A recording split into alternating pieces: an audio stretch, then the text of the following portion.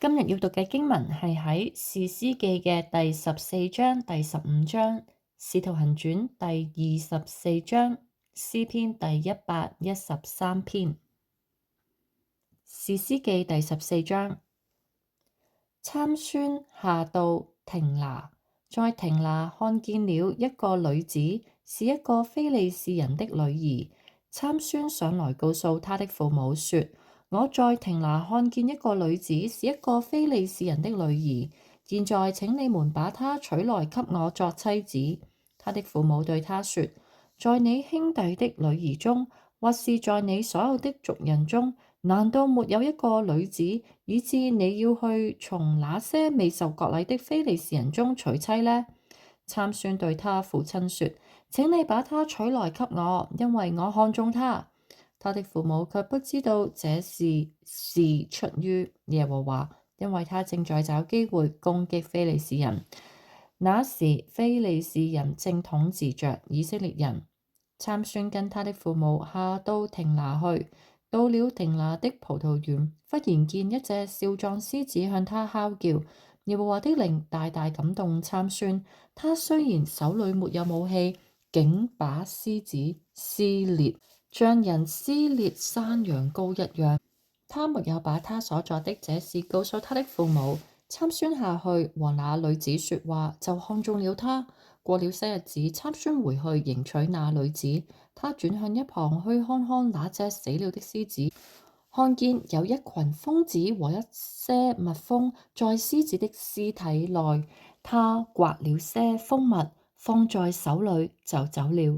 他一面走一面吃，直走到他的父母那裏去。他又把蜂蜜給了他們，他們也吃了。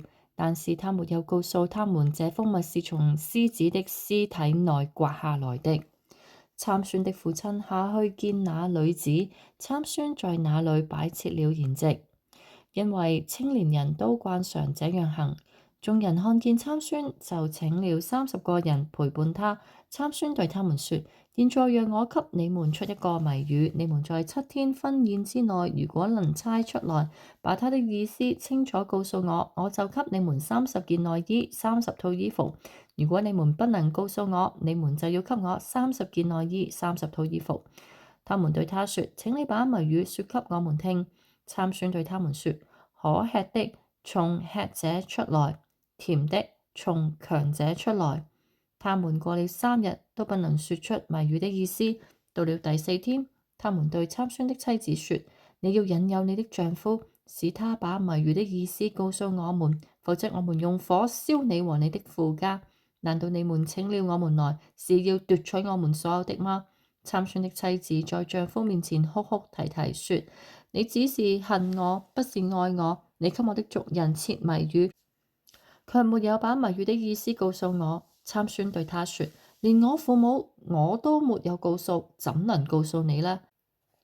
在那7天婚宴期內，她在丈夫跟前常常哭哭啼啼。到了第7天，因為她催逼着參孫，參孫才告訴她。於是她把謎語的意思告訴她的族人。到了第7天，太陽未落以前，城裏的人就對參孫說：有什麼比蜂蜜還甜呢？有什麼比獅子還強呢？參孫對他們說：你們若不是用我的母牛犢耕田，你們就不會猜出我的謎語的意思來。耶和華的靈大大感動參孫，參孫就下到亞實基倫，擊殺了他們中間30個人，拿了剝下來的衣服，把30套衣服給了那些把謎語的意思說出來的人。參孫怒氣沖沖地上自己的父家去了。參孫的妻子卻歸了一個陪伴參孫的人，就是作過他伴郎的。士師記第15章。過了些日子，到收割麥子的時候，參孫帶着一隻山羊羔去看他的妻子。他心裏說：我要進內室去見我的妻子，但是他妻子的父親不讓他進去。他父親說：我以為你非常恨他，所以我把他給了你的一個同伴。他的妹妹不是比他更美麗嗎？你可以取來代替他。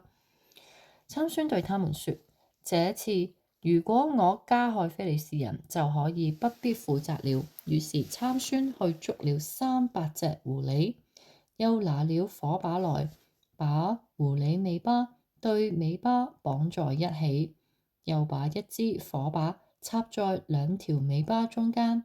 他點着了火把，就放狐狸進入非利士人的禾田裏，把堆積的禾捆和未割的禾捆以及橄欖園都燒了。非利士人問：這是誰作的呢？有人回答：是亭拿人的女婿參孫作的，因為他外父把他的妻子給了他的同伴。於是非利士人上去放火燒了那女子和他的父親。參孫對他們說：你們既然這樣行，我必在你們身上報仇，然後才肯罷休。參孫擊打他們，連腿帶腰都砍斷了，那是一場極大的殺戮。然後他下去住在以坦磐石的穴中。非利士人上去，在猶大安營，在利希散開。猶大人說：你們為什麼上來攻打我們呢？他們說：我們上來是要捆綁參孫，要報復他向我們所行的。於是有3000猶大人下到以坦磐石的穴中去，對參孫說：非利士人統治我們，你不知道嗎？你為什麼向我們行這事呢？參孫對他們說：他們怎樣待我，我也怎樣待他們。猶大人對他說：我們下來要捆綁你，把你交在非利士人手裏。參孫對他們說：你們要向我發誓，你們不親自殺害我。他們告訴他說：我們不會殺害你，我們只要把你捆綁住，交在非利士人手裏，我們決不殺死你。於是他們用2條新繩子把參孫捆綁起來，從磐石的穴裏把他帶上來。參孫來到利希，非利士人就吶喊着出來迎接他。耶和華的靈大大臨到參孫身上，他臂上的繩子就像被火燒的麻一樣，他的捆綁都從他的手上落下來。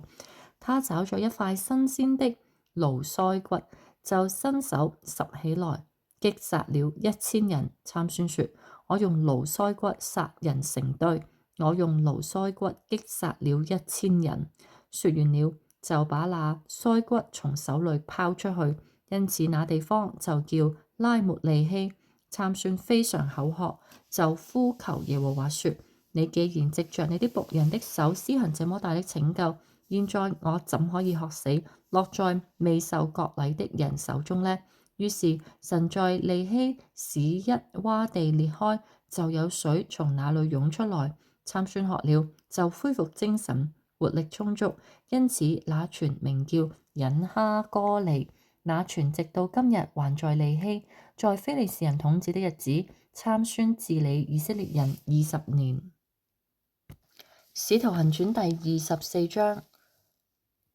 過了5天，大祭司亞拿尼亞同幾個長老和一個律師帖土羅來了，他們向總督控告保羅。保羅傳來了之後，帖土羅就控訴他說：腓力斯大人，因着你的緣故，我們大大地享受着太平；因着你的遠見，本國大事改革，我們隨時隨地感激不盡。現在我不想多煩擾你，只求你寬容一下，聽我們講幾句話。我們看這個人就像瘟疫一樣，是煽動普天下猶太人生亂的人，又是拿撒勒派的首領，他還意圖污穢聖殿。我們就把他捉住，你親自審問之後，就必清楚知道我們告他的一切。猶太人也都跟他一同控告保羅，證實事情確是這樣。總督向保羅示意，叫他說話，他就說：我知道你在本國審案多年，所以樂意為自己申辯。你清楚知道，自從我上耶路撒冷去禮拜，到現在還沒有12天。無論在殿裏、會堂中或城裏，他們都沒有看見我跟人辯論，或煽動群眾作亂，也不能向你證明他們現在控告我的事。但有一件事我要向你承認，他們所稱為異端的道，我正是根據這道來敬拜我祖先的神的。一切律法和先知所記的，我都相信。我靠着神所存的盼望，也是他們自己所期待的，就是義人和不義的人都要復活。因此我常常勉勵自己，對神對人要常存無虧的良心。過了幾年，我帶着捐款回來周濟本國，同時也帶了祭物。他們看見我在殿裏的時候，我已經行完了潔淨禮，並沒有和一大群人在一起，也沒有生亂，只有幾個從亞西亞來的猶太人而已。他們若有事要控告我，就應該到你面前來控告。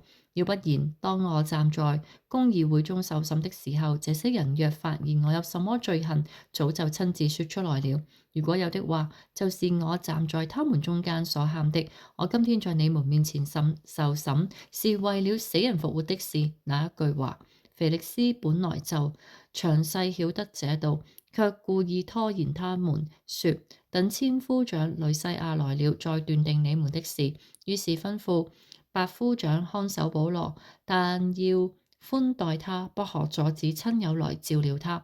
過了幾天，腓力斯和他的猶太妻子土西拉一同來到，他又傳見保羅，聽聽他對耶穌基督的信仰。